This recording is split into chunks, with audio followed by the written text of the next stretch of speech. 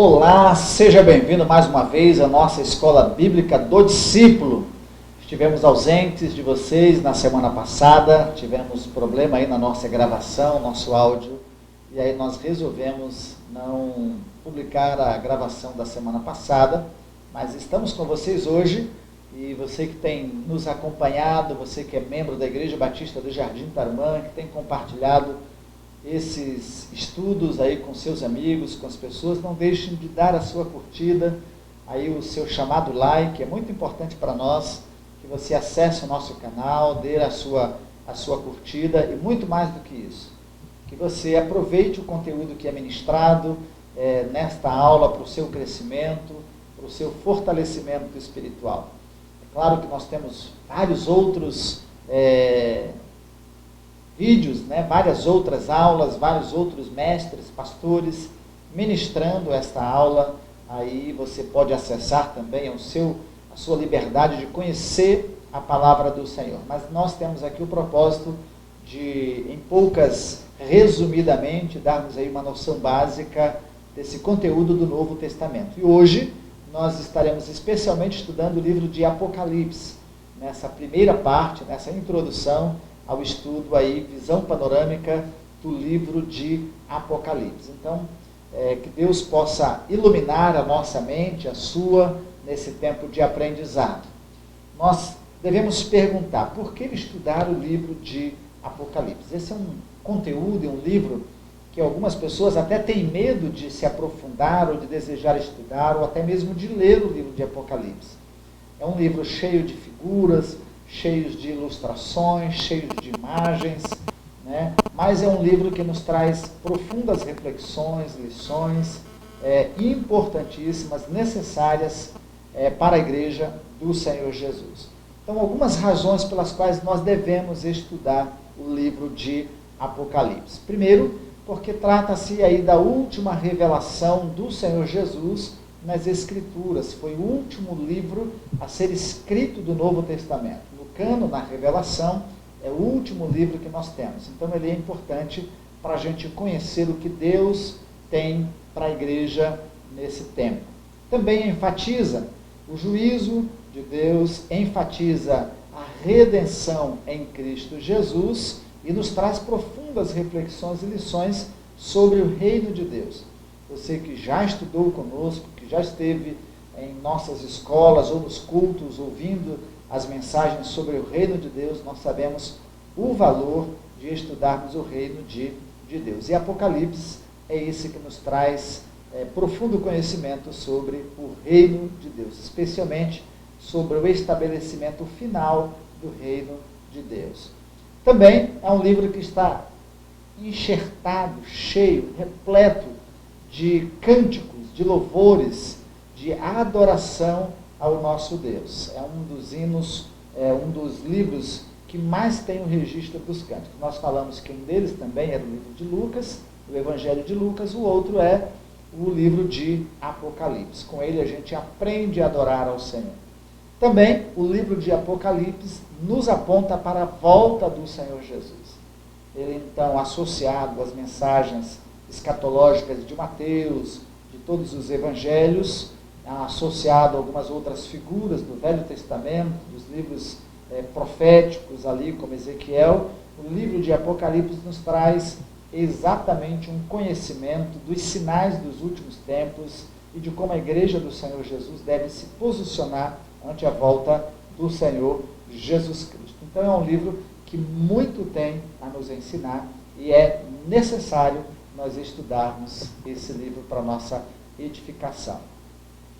Vamos lembrar quem é o autor de Apocalipse, qual a data e qual o propósito para o qual o livro foi escrito. O autor já é certo, a maioria dos comentaristas, a maioria dos estudiosos, são de comum acordo que João é o autor de Apocalipse. No capítulo 1, logo no verso 2, verso 4, verso 9, capítulo 22, verso 8, o próprio autor se denomina aqui como um profeta, esse que fala da parte de Deus, que recebe a revelação do Senhor Jesus e fala como um profeta. E não há outra pessoa com essas qualidades no Novo Testamento, a não ser João. Os pais da igreja mesmo, como Irineu, Justino, Marte, no caso Justino Marte, Orígenes, Tertuliano, todos eles eram de comum acordo que João era o autor e é o autor de Apocalipse. Alguns estudiosos, alguns comentaristas datam o livro no período de Nero, após o incêndio de Roma, em 64 depois de Cristo. É certo, nós sabemos, e já estudamos isso, que Nero perseguiu os cristãos. Pedro, Paulo, foram pessoas que morreram exatamente durante a perseguição de Nero. Pedro morto, segundo a tradição da igreja, crucificado de cabeça para baixo, Paulo decapitado. Mas essa perseguição causada por Nero, ela teve uma figura mais regionalizada, foi uma perseguição mais localizada. A cidade de Roma, algumas cidades mais próximas, adjacentes ali, que a perseguição se estendeu, mas a gente entende que ela não teve um caráter mais abrangente. Esse período de perseguição à igreja, numa extensão maior, aconteceu no período do imperador Domiciano. Então, por isso, algumas pessoas entendem, e são mais de comum acordo, que foi exatamente nesse período de Domiciano que foi escrito o livro de Apocalipse. Isso aí, na data de mais ou menos 81 a 86 depois de Cristo. Alguns que são favoráveis à ideia de que foi no período da perseguição com Nero, é porque a própria nomenclatura do nome, a etimologia do nome de Nero, as suas iniciais no hebraico, elas dão uma simbologia do número 666 ou 666 associado à besta. Então, por isso algumas pessoas acham que foi exatamente nesse período que foi escrito o livro de Apocalipse. Mas é consenso e o acordo mais comum entre todos os escritores, comentaristas, é de que o livro foi escrito na data realmente de 95 a 96 depois de Cristo, aí associado à perseguição de Domiciano. Ele foi implacável quanto à perseguição dos cristãos, e não só os cristãos, mas todos aqueles que se opunham a ele, e foi nesse período que João foi preso na ilha de Patmos, ficou exilado ali, cercado de águas, e na descrição do livro de Apocalipse, nós vamos ver essa figura das águas muito presente, porque a única coisa que João via da sua prisão era água, né? Então, está muito associado a isso. Então, associado a esse tempo da perseguição, da prisão de João e depois da sua morte, então mais próximo aí da perseguição de Domiciano, estendendo um pouco mais, aí vai para 95, 96 depois de Cristo, quando o livro foi escrito e quando mais ou menos João também faleceu. Ele escreve o livro de Apocalipse, isso fica evidente aí do capítulo 2 ao capítulo 3, aos crentes da Ásia Menor, né? Especialmente aí as 7 igrejas da Ásia Menor, que são muito bem descritas e a quem é escrito aí o livro de Apocalipse. Embora fosse para um grupo de pessoas, ali as 7 igrejas da Ásia Menor, esse livro se estende hoje para toda a igreja do Senhor Jesus Cristo. Propósito e o estilo do livro de Apocalipse. Na verdade, o livro de Apocalipse nos traz a memória, a lembrança e o reconhecimento da soberania de Deus. Quando a gente estuda Apocalipse e lê Apocalipse, a gente entende de como Deus tem um controle de todas as coisas. Deus tem um controle da história. As coisas não estão acontecendo por acaso. Não é apenas uma consequência dos fenômenos naturais, do desgaste aí da natureza, do desgaste do planeta, que as coisas estão acontecendo. Na verdade, Deus tem um controle, é Deus que conduz tudo, e é Deus quem destruirá, nesse sentido, o mundo, é Ele que dará o fim a todas as coisas. Foi Ele que deu início, então é Ele que também estabelecerá o fim. Então essa visão de que é Deus que tem o controle, e a igreja passa por esse tempo de perseguição, por esse tempo de lutas, mas Deus tem os seus líderes nas suas mãos, Deus tem a igreja, Deus tem o controle de todas as coisas. E dentro do próprio livro nós vamos encontrar o conforto nessa segurança de que, apesar de todas as coisas acontecerem e forem acontecer, nós temos a garantia e a esperança da vida eterna em Cristo Jesus, no estabelecimento final do reino de Deus. As visões e os símbolos aí descritos no Apocalipse, apesar de assustarem alguém, na verdade nos dão esperança, coragem, e enfatizando essa coragem e estendendo para todas as gerações dos salvos em Cristo Jesus. Elas nos lembram aí de como Cristo está preparando o plano de Deus para julgar e governar a terra com justiça, né? Faz parte do projeto de Deus, faz parte do plano de Deus, e o fim de todas as coisas para o estabelecimento, então, do julgamento e do juízo divino. Muito bem, é um livro extremamente interessante. A gente recomenda ler Apocalipse numa sentada, né, 1h30, 2 horas no máximo, você lê o livro de Apocalipse.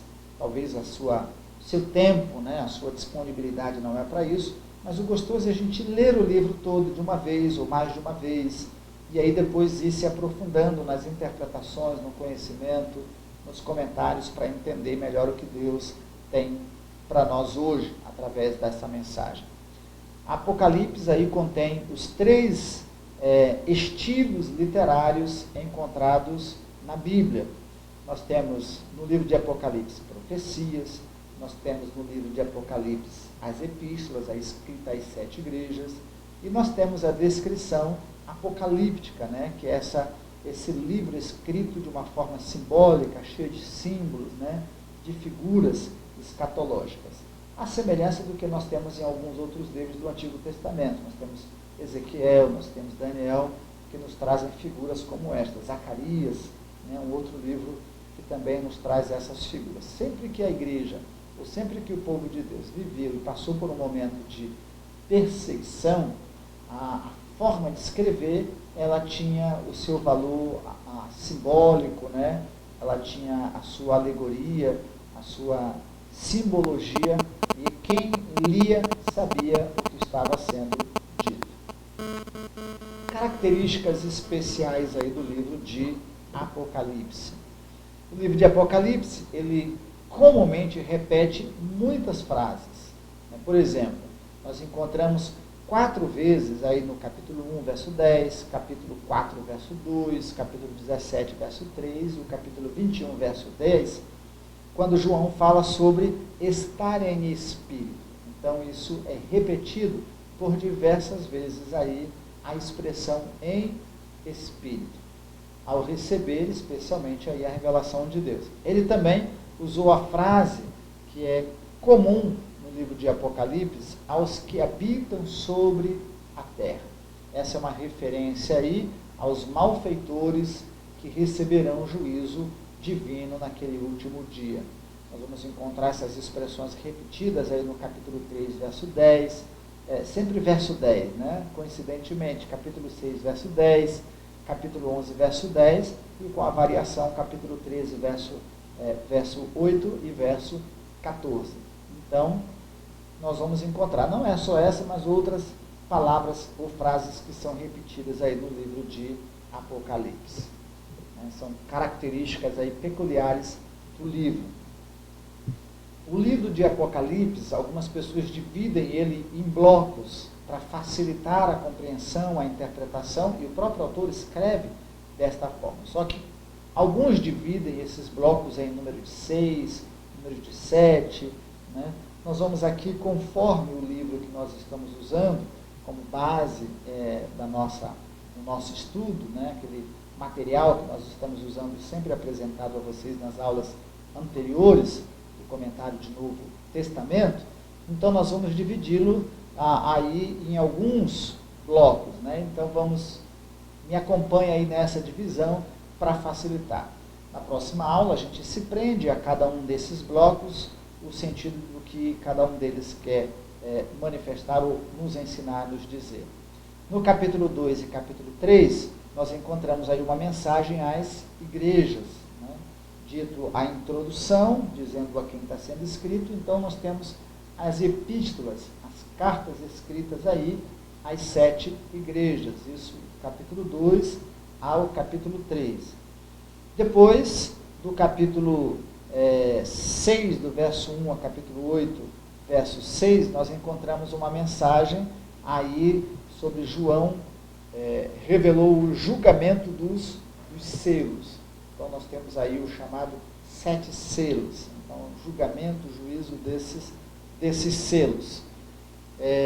Do capítulo 8, verso 7 ao capítulo 11, verso 19, nós temos o julgamento das trombetas. Nos lembrando sempre que trombeta tem um sentido de atalaia, de convocação, de alerta, de atenção, né? O sentido de convite, de chamar a atenção. Então, dito aí o julgamento das trombetas, e do capítulo 16 em diante, o julgamento das taças, né? Então, essas taças que são derramadas. E nós vamos encontrar dentro de cada um desses blocos as figuras representativas. E por isso que alguns dividem em mais blocos, né? Colocando lá o dos cavalos, colocando todos os outros como blocos à parte. Nestes blocos aí nós temos o que são chamados de interlúdios, né? Que mostram pausas na ação de Deus e criam uma sensação aí de antecipação para os leitores. Então se cria um bloco, um interlúdio, mostra uma pausa na ação de Deus, e aí, para quem está lendo, para os seus leitores, uma sensação de antecipação. Isso fica muito bem evidente quando você abre lá no capítulo 10, do verso 1 até o capítulo 11, verso 14, do capítulo 12, do verso 1 até o capítulo 14, verso 20, a gente tem essas pausas e a sensação dessa antecipação aí do assunto para os leitores. É como se ele antecipasse e depois fizesse um comentário. Dentro do livro de Apocalipse também nós encontramos aí diversos hinos, canções de louvores, né? Apocalipse está repleto aí de lindas canções. Estas canções, por exemplo, capítulo 4, verso 8, capítulo 11 e verso 11, capítulo 5, do verso 9 ao verso 14, capítulo 15, do verso 3 e o verso 4, exaltando a pessoa e a obra de Deus, e aí também se tornando como um modelo de canto para nós hoje na igreja. Então aí nós temos anjos cantando, adorando, exaltando, os seres que se rendem, se prostram em exaltação ao Senhor, e isso nos fazendo a mesma convocação para sermos adoradores de Deus, mostrando aí a grandeza, a soberania, a divindade, a santidade de Deus e a exaltação de toda essa manifestação, essa revelação divina. O uso dos números é comum, né? E até eu me assustei esses dias, eu ouvindo um vídeo de um pastor fazendo um comentário, fazendo uma profecia, fazendo uso da numerologia, né? Inclusive usando as cartas de tarô. A gente não precisa chegar a esse ponto, nem forçarmos nenhuma interpretação usando isso. Mas o livro de Apocalipse, ele nos traz aí uma série de números. Os judeus gostavam dessa simbologia, dessa associação do número, fazendo eles uma interpretação, tendo cada um deles um sentido, ou de inteiro, de totalidade, de imperfeição, de perfeição, né? Os intérpretes aí esmeram-se para interpretar, e algumas referências são literais e deixam na dúvida se são de fato literais ou simbólicas. Números comuns que nós encontramos no livro de Apocalipse: o número 7, o número 4, o número 3 e 1000. Né? São aí os números mais comuns que nós encontramos no livro de Apocalipse. Referências ao Antigo Testamento. Embora não haja uma referência direta, como uma citação do profeta, ou citação do Salmo, né, uma alusão direta, mas indiretamente nós temos muitas referências aí do Velho Testamento no livro de Apocalipse. Os livros mais presentes aí dentro do conteúdo do livro de Apocalipse, dessa citação, são os livros de Salmos, o livro de Isaías, o livro de Ezequiel, o livro de Zacarias e o livro de Daniel. Né? Esses são os livros. É muito interessante porque a forma, né, a expressão, o jeito dos profetas se colocarem, se pronunciarem, tanto na linguagem do Velho Testamento como de Apocalipse, alguns profetas assim denominados na atualidade, eles acabam também usando a mesma simbologia, a mesma tipologia da linguagem para trazer as suas profecias, né? Como se houvesse uma uniformidade nesse jeito de ser profeta. A interpretação de Apocalipse. Os intérpretes normalmente usam uma das 4 interpretações para compreender o livro de Apocalipse. Outros usam características das 4 interpretações. A gente vai ver a maneira, a hermenêutica utilizada aí para a interpretação do livro de Apocalipse. Alguns intérpretes usam uma corrente que é denominada de idealistas, né? Como usam essa forma de interpretar o livro de Apocalipse os idealistas? Para eles, o livro de Apocalipse é uma imagem da luta contínua entre o bem e o mal. É Deus e o mal. O bem e o mal numa luta contínua. Alguns chegam a forçar de tal maneira a interpretação que trazem essa visão dualista, né? Considerando quase que o poder de Deus numa igualdade com o poder do mal, o poder do mal numa igualdade com o poder de Deus. Eles esquecem essa visão soberana de Deus, que na soberania de Deus todas as coisas estão abaixo de Deus, né? Nada acontece sem a permissão de Deus. Nenhum cabelo cai da nossa cabeça sem a permissão de Deus. Então, todas as coisas são subjugadas ao querer, à vontade de Deus, seja ela vontade soberana ou vontade permissiva de Deus. Eles ensinam que o livro fala sobre verdades gerais, sobre Deus, a igreja e a futura vitória do cristianismo, aí sem nenhuma referência a acontecimentos históricos, né? Há, de certo modo, um desprezo à interpretação histórica do livro de Apocalipse. A outra maneira de interpretar, ou corrente de interpretação, são chamados preteristas, né? Então, que pensam que argumento usam os preteristas. Estes sugerem que o livro de Apocalipse, que o ensino de Apocalipse, foi realizado nos dias do Império Romano. Então, tudo aconteceu, o livro, a história, né, e a sua interpretação tinha a sua aplicação para aquele tempo, para aquele período. Eles sustentam que o livro é inspirado, mas que a maior parte da mensagem foi cumprida, que tudo que havia de ser cumprido foi cumprido naquele período, naquela época, e que não tem a visão e o sentido futuro, a não ser algumas expressões, alguns conteúdos, alguns textos. Vê um livro como um estímulo aos que enfrentam a perseguição na Ásia Menor, aí no caso no primeiro século, escrita o livro apenas para confortar, para consolar, para animar os crentes que sofriam naquela época, essa era a finalidade, mas não vem aí relacionado a acontecimentos futuros. Nesse sentido, a realização da história da igreja primitiva, né? A outra corrente, a outra forma, né, de interpretar são chamadas o histórico contínuo, né, ou histórico contínua. Essa forma de ver e de interpretar o livro relaciona o livro com acontecimentos históricos. Considera aí o livro como uma previsão simbólica na história da própria igreja e acabam transformando o livro de Apocalipse em uma profecia que lida com a apostasia da Igreja católica apostólica romana em relação à fé no Novo Testamento. Aí criando um paralelo entre os acontecimentos do livro e os acontecimentos da história ou da Igreja secular, né? Como invasão dos hunos, a invasão dos turcos, né? O domínio. Então eles consideram aí mais essa questão associada à própria história da Igreja, né?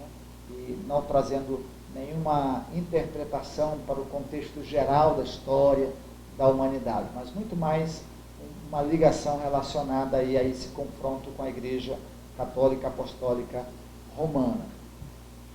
E a outra é a interpretação futurista, né? Alguns gostam de viajar nessa e navegam nessa interpretação. Aí eles consideram que a grande parte do livro de Apocalipse lida com os acontecimentos referentes ao fim dos tempos, ao fim do mundo.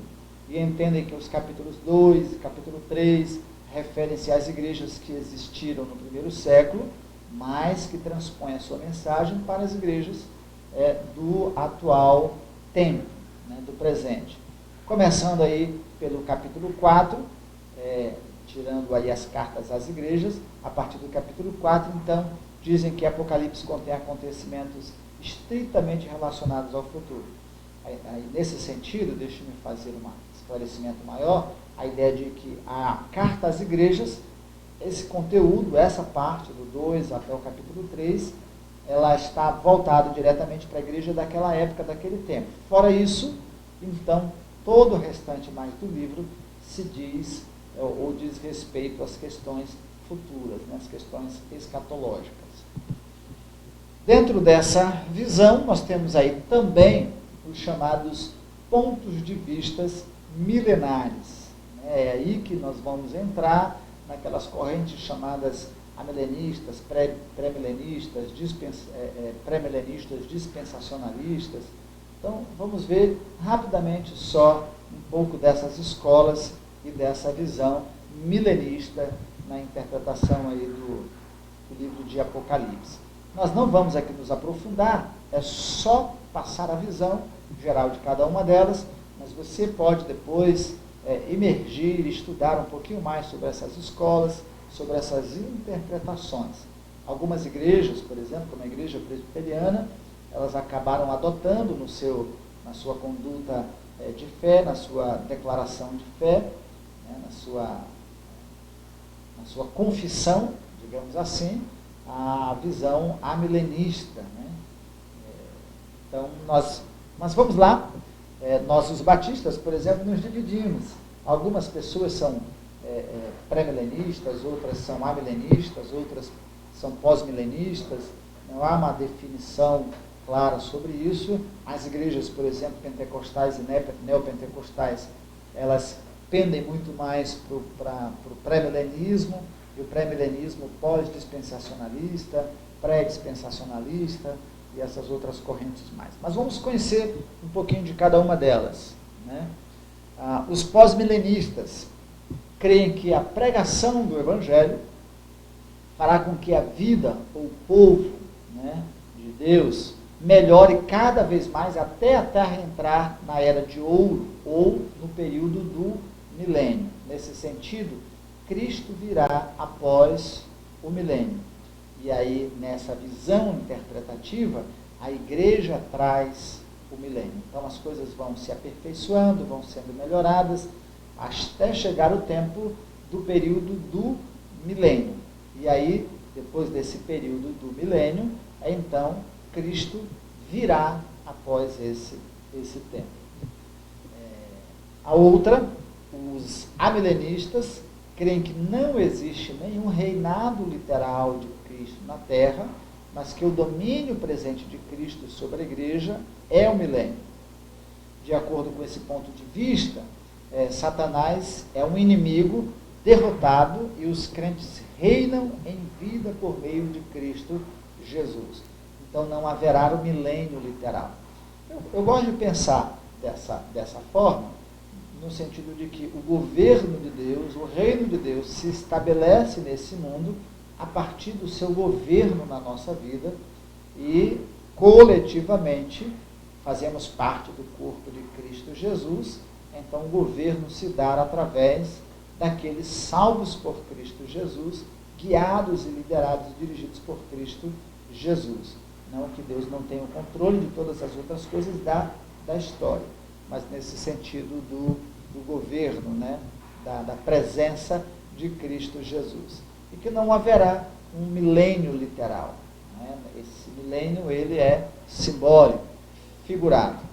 Os pré-milenistas históricos, assim chamados, acreditam que Cristo voltará antes da era do milênio e reinará sobre a terra com seus santos. Então, nesse sentido, Cristo traz o milênio. Então, o governo, o Cristo, governará com os santos durante o milênio. Os pré-milenistas históricos pensam assim. Os pré-milenistas dispensacionalistas acreditam que Cristo voltará antes do milênio e reinará sobre a terra com seus santos. Creem que Deus tem trabalhado com a humanidade de diferentes maneiras e durante cada uma das diversas dispensações assim denominadas. Geralmente, os pré-milenistas creem que as passagens proféticas elas serão cumpridas, mas literalmente em 2 estágios para a volta de Cristo Jesus. Quais são os 2 estágios? Primeiro, o arrebatamento, que acontecerá levando a igreja, né, que será a ideia do desaparecimento, do sumiço dos salvos, e depois no retorno posterior em glória, e cria então em vários julgamentos. Aí, nessa visão dispensacionalista, os que ficarem para a segunda vinda de Cristo, então passarão pelo milênio, né, serão provados, e aí se permanecerem fiéis, então eles subirão com Cristo Jesus. Então, nesse sentido, a volta se dará em 2 etapas, em 2 tempos. Confesso que eu tenho dificuldade de pensar assim.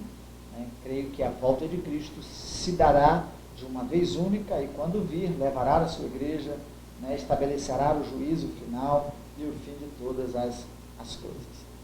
Tema de Apocalipse. Qual que é o tema do livro de Apocalipse? Uma visão do Cristo vencedor. Então, o livro nos traz a figura de Cristo como esse que venceu, como esse que tem vencido e como esse que vencerá no final. Então, é a glória, né, do Cristo ressurreto. Panorama geral de Apocalipse. Então, nós vamos deixar essa parte para entendermos a visão panorâmica do livro na próxima aula, para a gente poder destrinchar um pouquinho mais aqueles blocos que nós apresentamos para vocês.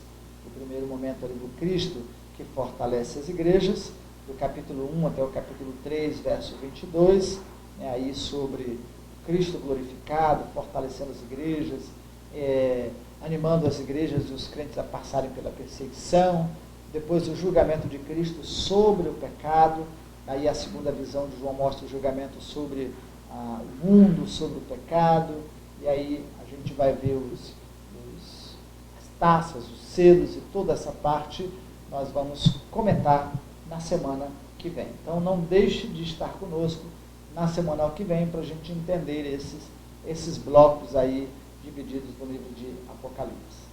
Até a semana que vem e que Deus abençoe a sua vida e nos abençoe.